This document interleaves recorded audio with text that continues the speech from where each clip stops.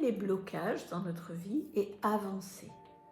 Vous êtes d'accord que des fois, on a l'impression que c'est toujours la même rengaine, il nous arrive toujours les mêmes catastrophes quelque part. Alors, on va partir en se racontant une petite histoire pour essayer de mieux visualiser. Imaginez-vous, imaginons-nous, en train de nous balader au bord d'une rivière, le chemin est juste à côté, tout est beau, tout est paisible, il y a les oiseaux, il fait bon, c'est le printemps, on est bien, la vie est facile, la vie est simple et on avance. Et on sait qu'il faut avancer parce que tout le monde suit ce chemin, celui-là ou un autre, mais on est tous en mouvement. Alors, on avance. Et puis on voit quand même que la rivière est en train de prendre un peu d'ampleur, mais c'est pas grave, on sent sa fraîcheur, on regarde sa force, on est intéressé par cette puissance, par cette eau qui est en train de couler là, juste à côté de nous, mais on continue. Puis à un moment donné, on arrive et on est persuadé que ça va être tout le temps comme ça, et on arrive et on se retrouve devant une cascade. Et là, on se dit, mais comment je fais pour avancer? Notre blocage, il est là. Comment je fais pour traverser cette cascade? Ce que je vois, c'est qu'il n'y a pas d'issue. Il faut que je passe de l'autre côté. Il faut que je traverse cette rivière, ce torrent, pour pouvoir continuer mon chemin. Là, je suis bloquée, je suis dans une impasse. Alors, comment je vais faire? On a deux choix qui sont deux faux choix. Ce ne sont pas les bons. Le premier, ça va être de rester là, sur la berge, et de se dire, je ne peux pas passer. C'est comme ça, c'est comme ça. Personne ne peut passer. Donc, je ne peux pas passer. Donc, je vais me fabriquer une petite cabane là, en bois, mais je vais rester là. Ça, c'est un choix que des fois on fait. L'autre choix va être de dire, je plonge, j'y vais, je me bats avec les éléments, je dépasse, j'y vais.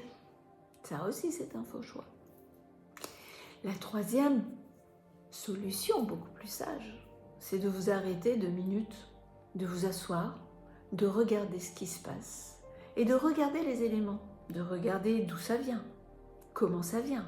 La plupart du temps, nos propres blocages, nos propres cailloux, quelque part dans notre rivière, elles sont là pour nous dire quelque chose. Mais bien souvent, vous avez remarqué, ça suit un lit, ça revient tout le temps, ça suit le lit de la rivière, ça suit le lit naturel de la vie.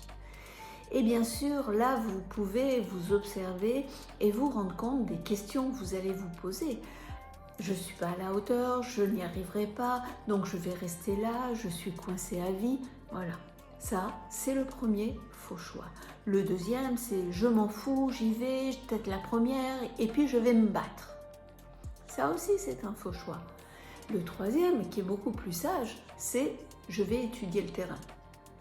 Je vais regarder comment se déplacent ces éléments. Je vois qu'effectivement, là, il y a beaucoup de force parce qu'il y a des blocages et dès que ça sort des cailloux, il y a énormément de force. Donc, si je plonge ou si je vais me battre avec l'élément.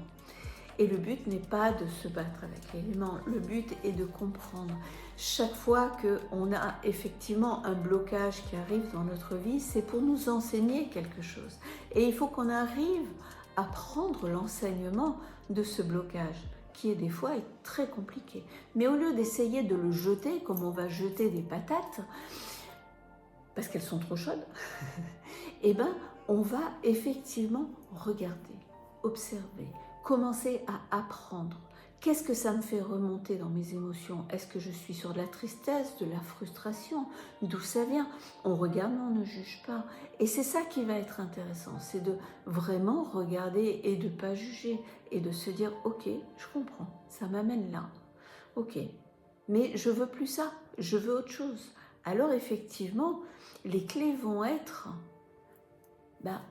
au lieu de lutter, je vais apprendre.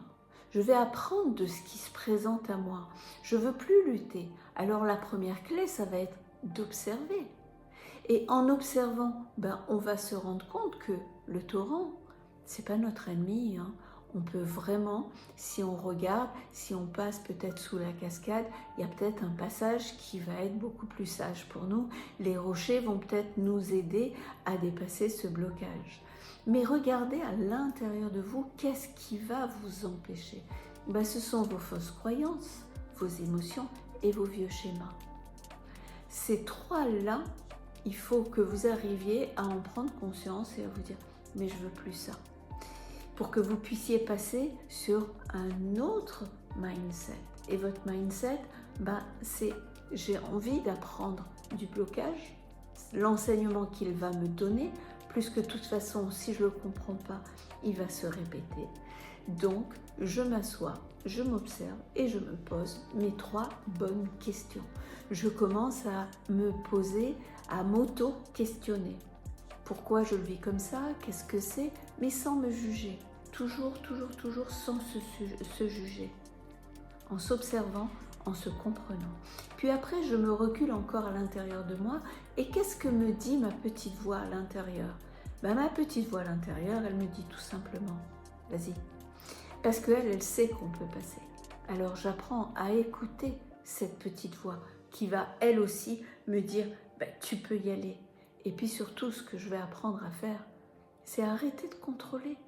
Parce que si je contrôle, je ne maîtrise pas d'abord, mais si je contrôle et que je reste toujours en train de contrôler, j'apprends pas à danser avec la vie. Et la vie, les éléments, il faut apprendre à danser avec. Comme disait le roi Salomon, même ça passera. Donc, à un moment donné, il faut trouver son passage. Et c'est par le calme, la sérénité, la réflexion, l'analyse du terrain, regarder le blocage et de se dire, pour une fois, je te regarde, je te vois, et ok, qu'est-ce que tu m'enseignes? D'où tu viens? Ok, moi je veux aller là. On peut y aller? J'écoute ma petite voix et j'y vais. J'espère que cette vidéo vous aura intéressé et que vous allez vous abonner.